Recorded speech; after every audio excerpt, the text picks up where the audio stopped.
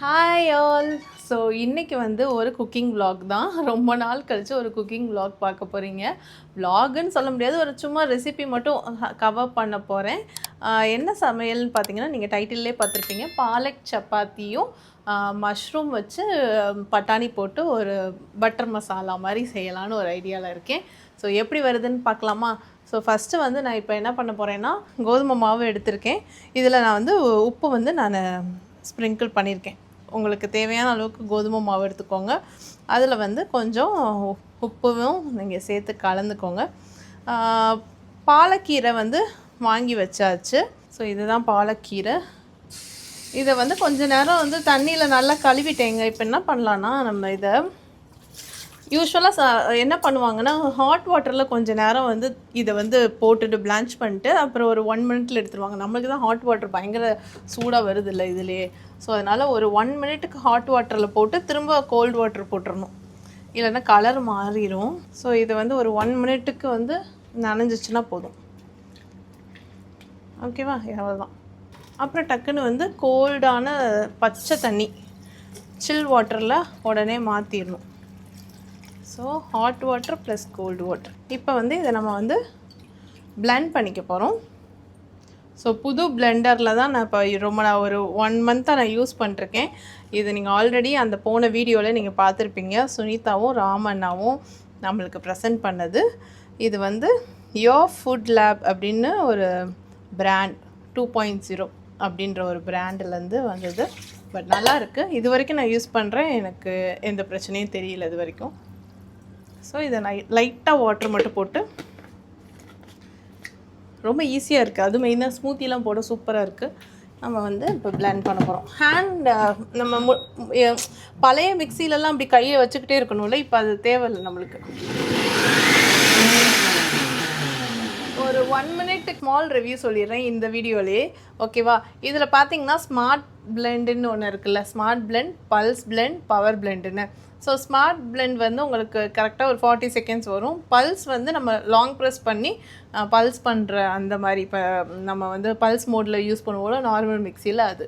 Power blend வந்து எனக்கு தெரிஞ்சு ஸ்மூதீஸ் இது எல்லாத்துக்கும் பவர் பிளெண்ட் போட்டிங்கன்னா அதுவே வந்து உங்களுக்கு இது வோல்டேஜ் வந்து 1200.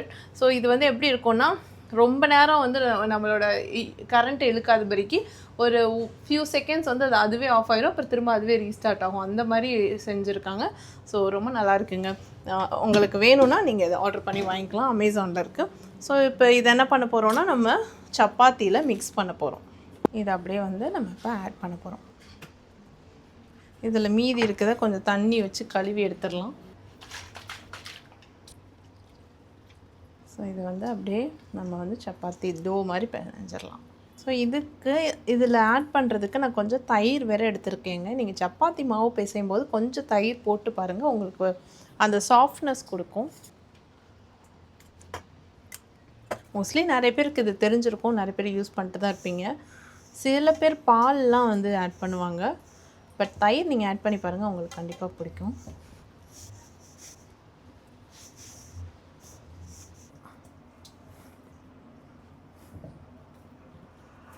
ஸோ கொஞ்சம் ஆயில் வந்து போட்டுக்கோங்க, அப்போ தான் அது அந்த டோ உங்களால் பிணைய முடியும். ரீசெண்டாக ஒரு ரீலில் பார்த்தேங்க, எத்தனை பேர் இது நீங்கள் பார்த்தீங்கன்னு தெரில. நம்ம அமேசான் இந்தியாவில் தான் இது கிடைக்கிது. அதாவது ஏதோ ஒரு சிலிக்கான் பேக் மாதிரி இருக்குது, சரியா? அந்த சிலிக்கான் பேகுக்குள்ளே வந்து என்ன பண்ணுறாங்கன்னா, மாவு போட்டுறாங்க, தண்ணி ஊற்றிடுறாங்க, அப்புறம் இந்த பேக்கை மூடிட்டு டங்குன்னு ஆட்டுறாங்க. அவங்க வெளியே வந்து பார்த்தா சப்பாத்தி மாவு. இது வந்து இது ஃபேக்காக இல்லை ரியலான்னு தெரில. ஒருவேளை வீடியோ பார்க்குற யாராவது யூஸ் பண்ணிருந்தீங்கன்னா சொல்லுங்கள், யூஸ்ஃபுல்லாக இருக்கா இல்லையான்னு. அது பார்க்க ரொம்ப நல்லா இருந்தது, வேடிக்கையாக இருந்தது. ஆனால் அது உண்மையா இல்லையான்னு எனக்கு தெரியல. ஏதோ ஒரு சைனீஸ் இதில் ஒருத்தவங்க யூஸ் பண்ணுற மாதிரி தான் போட்டிருந்தாங்க. அப்புறம் நம்ம இந்தியா இதுலேயும் செக் பண்ணி பார்த்தா இருக்குது. சிலிக்கான், அது பேர் என்னது, சப்பாத்தி, சிலிக்கான் ஆட்டா மேக்கர் அப்படின்னு பேர். அது பேர் நான் லிங்க் இருந்தால் கொடுக்குறேன் கீழே. ஒரு வேளை ஊரில் இருந்தீங்கன்னா ட்ரை பண்ணி பாருங்கள். மலேசியாவில் கிடைக்கல, இருந்தால் ட்ரை பண்ணியிருப்பேன். அப்பா கை வலிக்குது. ஜிம்முக்கு போகாமல் இருக்கிறப்ப சப்பாத்தி பண்ணால் நம்ம கை மசில்ஸ்லாம் பயங்கரமாக வேலை செய்யணும். என் வீட்டுக்கார் பார்க்குறது என்ன காமெடி பண்ணிக்கிட்டு இருக்காயோன்னு. இன்றைக்கி ஒர்க் அவுட்டே பண்ணல, அதனால் இதுதான் என்னோடய ஒர்க் அவுட். ஒருவேளை கம்மியான மாவு எடுத்திருந்தால் ஈஸியாக இருக்கும்னு நினைக்கிறேன். ஏன்னா நான் யூஸ்வலாக இவ்வளோ கஷ்டப்பட்டதில்லை. இன்றைக்கி மாவோட குவான்டிட்டி பெருசாகிடுச்சு. அதனால் ஓகேங்க, ஒரு வழியாக செஞ்சு முடிச்சாச்சு. இது கொஞ்ச நேரம் ரெஸ்ட் பண்ணிட்டோம். அந்த கேப்பில் நம்ம என்ன பண்ண போகிறோன்னா மஷ்ரூம் பட்டர் மசாலா செய்ய போகிறோம். ஓகே, இது வந்து கொஞ்ச நேரம் ரெஸ்ட் பண்ணிட்டோம். ஸோ நம்ம என்ன பண்ண போகிறோன்னா ஒரு 2 தக்காளி கொஞ்சம் பழுத்த பழமாக எடுத்துக்கோங்க. அப்படியே பிளண்டருக்குள்ளே போடுறோம். அப்புறம் 2 பச்சை மிளகாய். முந்திரி வந்து ஒரு 15 நிமிஷம் நீங்கள் வந்து தண்ணியில் ஊற வச்சு அது அழுக்கெல்லாம் இருந்துச்சுன்னா எடுத்து ஊற்றிடுங்க. அப்புறம் திரும்ப ஒரு நல்ல வாட்டரில் ஊற வச்சுக்கோங்க 15 நிமிஷம். அதுக்கப்புறம் முந்திரி ஆட் பண்ணிக்கோங்க. பூண்டு ஒரு 5 போட்டிருக்கேங்க, 6 போட்டிருக்கேன் பூண்டு. 1 இன்ச் இஞ்சி கொஞ்சம் கட் பண்ணி போட்டுக்கலாம், இல்லைன்னா அது வந்து உள்ளே போய் டமால் இடிச்சிடும். நம்ம கொஞ்சம் வந்து பிளெண்டருக்கு ஹெல்ப் பண்ணுவோம். ஓகேவா? இஞ்சி கொஞ்சம் வந்து மிளகு, ஒரு 1/4 டீஸ்பூன் கசகசா பிளெண்ட் பண்ண போகிறோம். ஸோ இது பிளெண்டருக்கு நம்ம ரெடி பண்ணி வச்சிடலாம், உடனே இப்போ போட வேணாம். அந்த கேப்பில் நம்ம என்ன பண்ணோன்னா இந்த வெங்காயத்தை கட் பண்ணிடலாம்.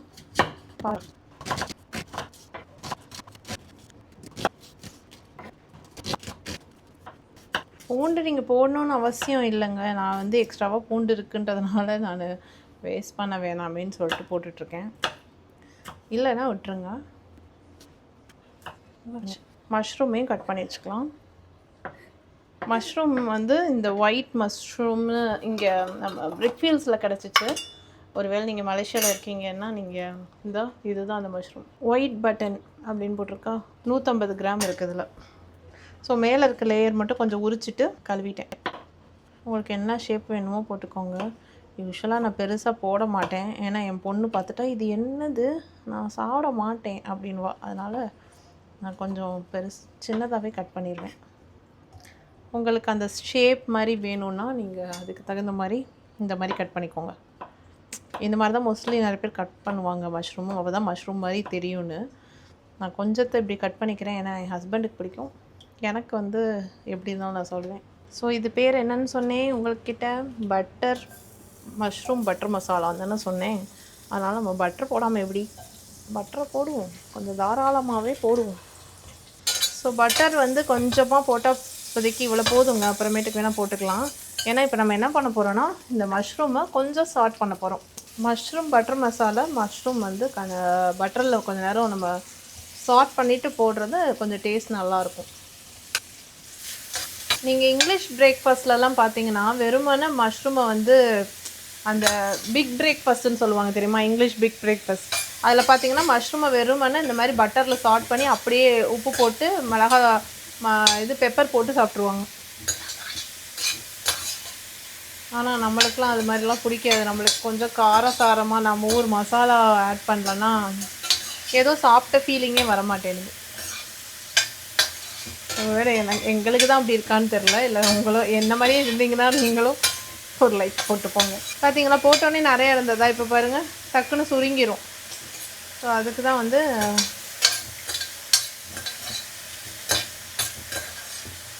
பார்த்தீங்களா நிறையா இருந்த மாதிரி இருந்ததில்ல, இப்போ பாருங்கள் பாதி தான் இருக்குது. ரொம்ப நேரம் நீங்கள் வதக்க வேணாங்க, ஒரு 1 மினிட் நீங்கள் லைட்டாக ஸ்டார்ட் பண்ணிட்டீங்கனாலே போதும். ஓகேவா, எனக்கு தெரிஞ்சு இது போதும். நம்ம வந்து எடுத்து வச்சிடலாம். ஓகே, இப்போ நம்ம வந்து ஆயில் ஊற்றிக்கலாம். என்னோடய ரெகுலர் ஆயில் வந்து கடலை எண்ணெய் காலி ஆயிடுச்சு. ஸோ நான் இப்போதைக்கு வந்து ஃபார்ச்சூன் ஊற்றிக்கிறேன். கொஞ்சமாக சோம்பு போட்டுக்கிறேன், கொஞ்சமாக சீரகம், சின்ன வெங்காயமாக 2 வெங்காயம் கட் பண்ணோம்ல அந்த வெங்காயத்தை போட்டுருவேன். பெரிய வெங்காயமாக இருந்துச்சுன்னா நீங்கள் 1 வெங்காயம் போதும்.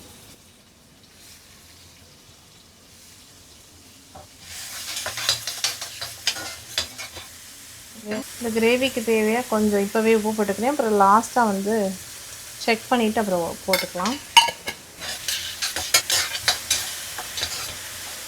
ஓகேவா? இப்போ இது வதங்கிக்கிட்டு இருக்க இந்த கேப்பில் நம்ம என்ன பண்ண போகிறோன்னா, இந்த மசாலா இப்போ நீங்கள் இந்த மசாலா பார்த்தீங்களா ரெடி பண்ணது. ஸோ இதை வந்து நான் பிளெண்ட் பண்ணிடுறேன்.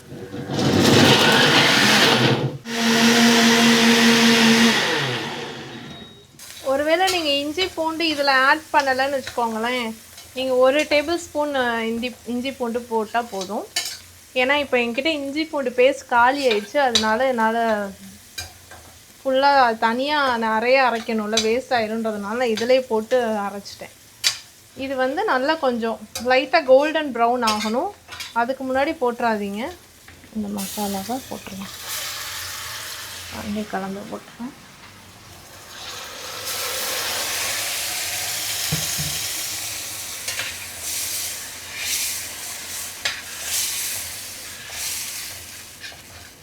கொஞ்சம் எண்ணெய் பிரியட்டும், அதுக்கப்புறம் மசாலா போடலாம். அளவுக்கு வந்துருச்சு. இப்போவே கொஞ்சம் க்ரீமியாக வந்திருக்கு பார்த்தீங்களா? இப்போ நம்ம வந்து மசாலா போட்டுடலாம். ஒரு 2 பிஞ்ச் அது மாதிரி மஞ்சள் தூள், 1 டீஸ்பூன் வந்து காஷ்மீரி மிளகாத்தூள், 1 டேபிள் ஸ்பூன் கிட்ட வந்து வீட்டில் அரைச்ச மல்லித்தூள், ஒரு 1/2 பிஞ்ச் வந்து கரம் மசாலா,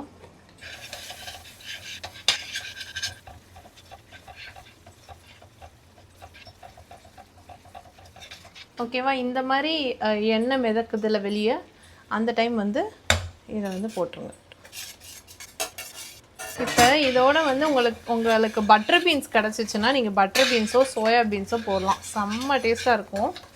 இங்கே மதுரையில் தான் பட்டர் பீன்ஸ் நிறைய கிடைக்குங்க. இங்கே கிடைக்க மாட்டேனுது. ஸோ நான் என்ன பண்ண போகிறேன்னா, இது என்னன்னு பார்த்தீங்கன்னா, நம்ம பட்டாணி.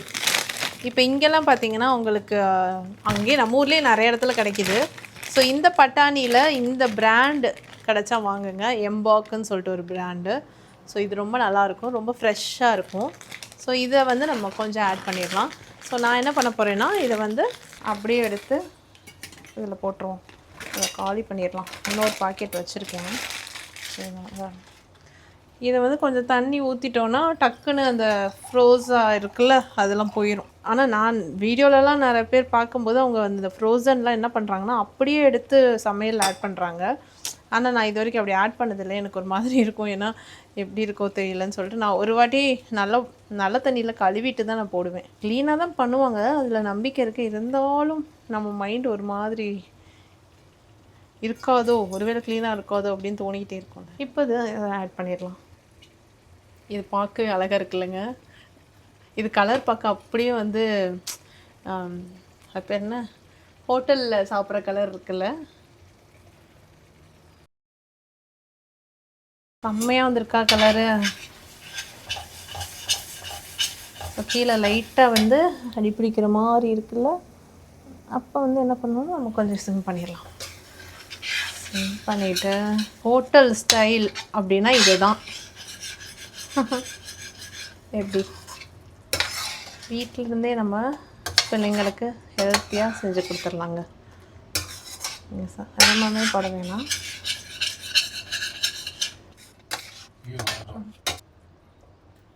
உப்பு பாரு.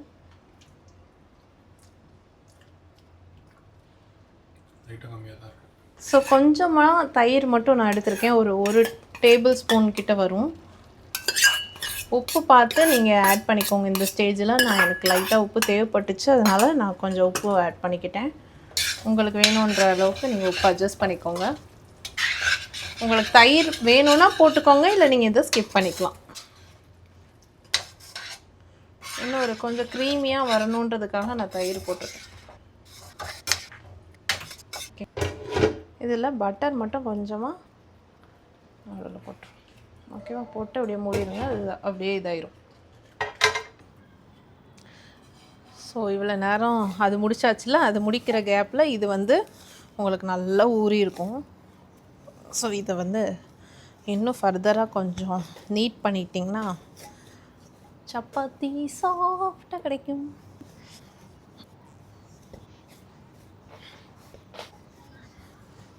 ஸோ கொஞ்சம் எண்ணெய் ஆட் பண்ணிக்கிறேன், ஏன்னா கொஞ்சம் ட்ரையாக இருக்குது, பிசு பிசுன்னு ஒட்டுது.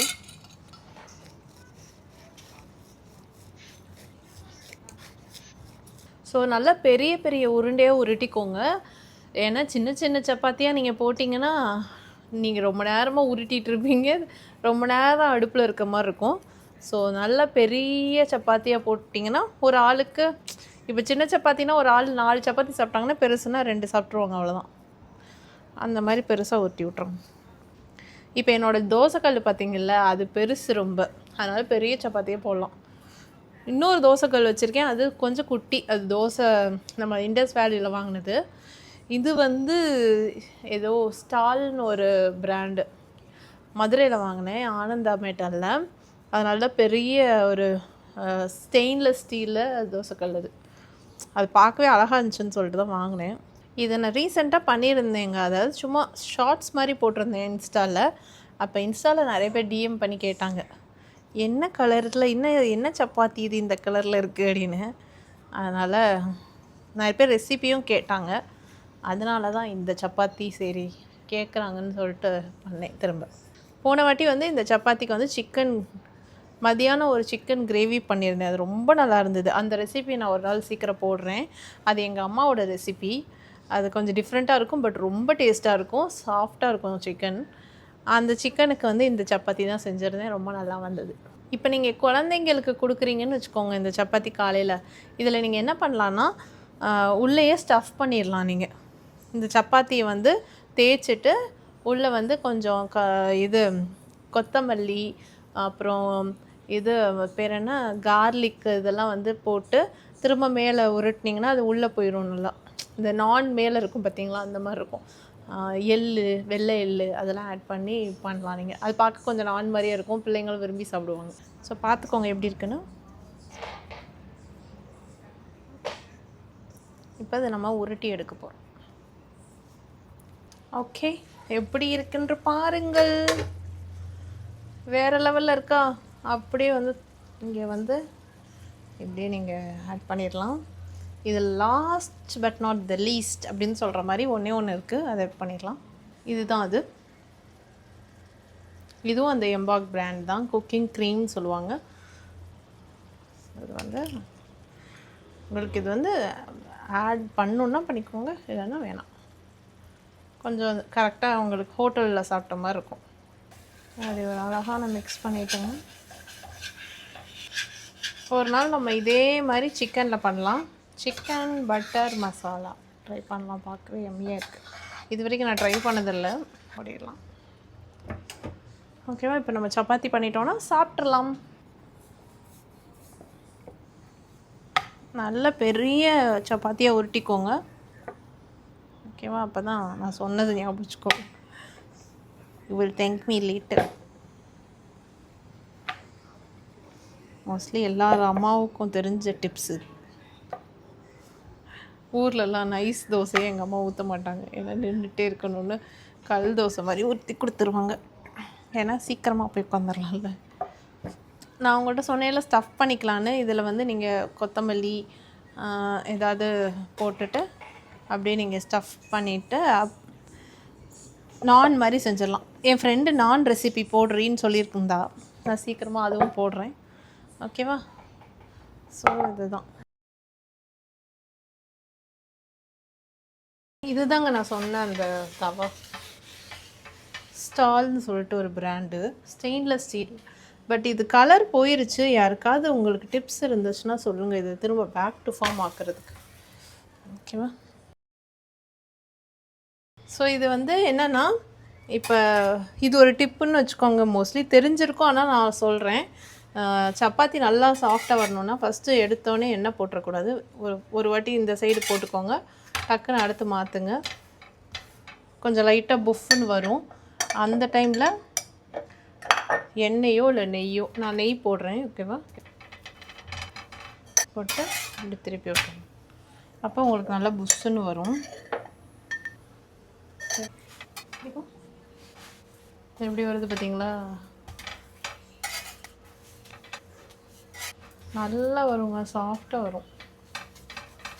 இப்போ நார்த் இந்தியாவிலலாம் பார்த்திங்கன்னா அவங்க ஒரு சொட்டு நெய் எதுவுமே யூஸ் பண்ண மாட்டாங்க. ஆனால் எப்போ யூஸ் பண்ணுவாங்கன்னா, நல்லா சப்பாத்தி இப்படி 2 பக்கம் தவாவில் போட்டுட்டு தவாலேருந்து எடுத்துருவாங்க. டைரக்ட் ஃப்ளேமில் அவங்க கொஞ்ச நேரம் காட்டிட்டு அப்புறமேட்டுக்கு தட்டில் வச்சக்கப்புறம் நெய்யை வச்சு லைட்டாக தடவி விடுவாங்க. அப்படியும் பண்ணலாம். அப்படி பண்ணும்போது உங்களுக்கு புஷ்ஷுன்னு வரும் நீங்கள் டைரக்ட் ஃப்ளேமில் காட்டினீங்கன்னா. இப்போ வந்து சாப்பிட்லாம்.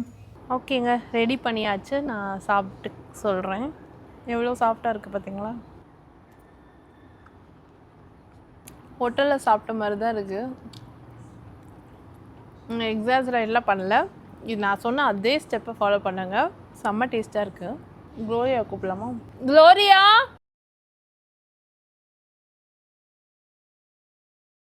ரொம்ப சூப்பராக இருக்கு. உண்மையாவா?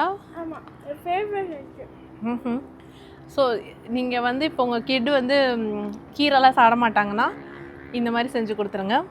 க்ரீன் கலர் சப்பாத்தின்னு சொல்லிட்டு சாப்பிட்ருவாங்க. ரொம்ப ஹெல்த்தி கூட. இதோடு நீங்கள் பேர் பண்ணி சிக்கன் கிரேவி அந்த மாதிரி வச்சும் சாப்பிட்லாம். பட் மஷ்ரூமுக்கு பதிலாக நீங்கள் பன்னீரும் போட்டு இதில் சமைக்கலாம். அதே டேஸ்ட் தான் வரும். ஸோ அடுத்த இன்னொரு வீடியோவில் நம்ம பார்க்கலாங்க. ஓகேங்களா? Take care. பாய்.